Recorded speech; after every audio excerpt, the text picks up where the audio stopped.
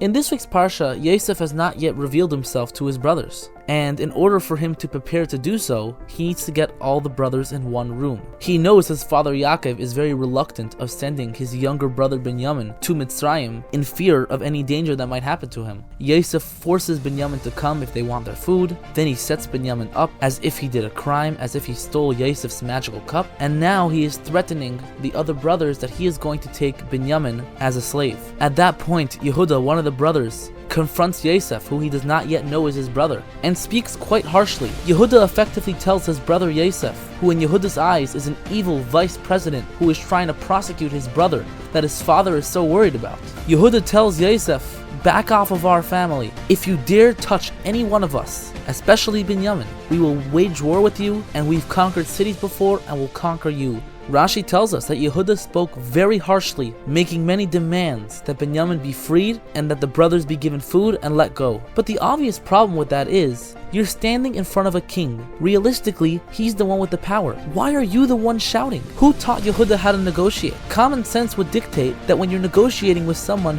who is that much more powerful than you are, he is a king, you are a regular person, you do not start shouting and making demands and threatening to kill people when he's the one who could kill you. If anything, he was putting himself and his brothers in more danger. So what exactly was he thinking? Explains the Rebbe something very powerful. Many people think that since the world is so dark, there's so much anti-Semitism within our communities, within our circles. There are people who are drifting outwards. We need to sit and plan an effective method to bring them back.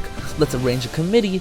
We'll talk about ideas. Give it some time and we'll have the perfect program to bring everybody back. Everyone will be happy and everything should work. Explains the Rebbe that no, when our children are in danger, we can't just sit and wait around and plan things. You have to act right away. You have to be strong. You have to be to the point, and you cannot leave any room for negotiation or compromise. Yehuda wasn't negotiating. He knew that when there's a Jewish child in danger, there is nothing that could stop you from acting out and bringing him back. And therefore Yehuda told Yosef that there's only one option: that you leave him alone and that you leave us alone. Because when we have that attitude that we're refusing to make compromises with the world around us, we stay strong in our Yiddishkeit, we stay strong in our Torah, we stay strong in our observance of Hashem's commandments, then there is literally no one in the world that can stop us. It is not the place for us to go negotiate with them, to make deals, or even chas v'shalom, to do less Torah and less mitzvahs because we feel intimidated by the world around us. Yehuda marched straight into the king's palace and made demands, because he knew that when you make demands and when you're assertive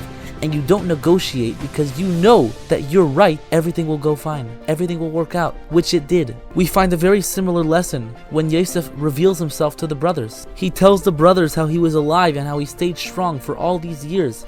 And as he embraces his brother Binyamin for the very first time in many, many, many years, they cry over each other's necks. Rashi explains that they are both crying over the impending destruction of the holy sites that will be built on their territories in Eretz Yisrael.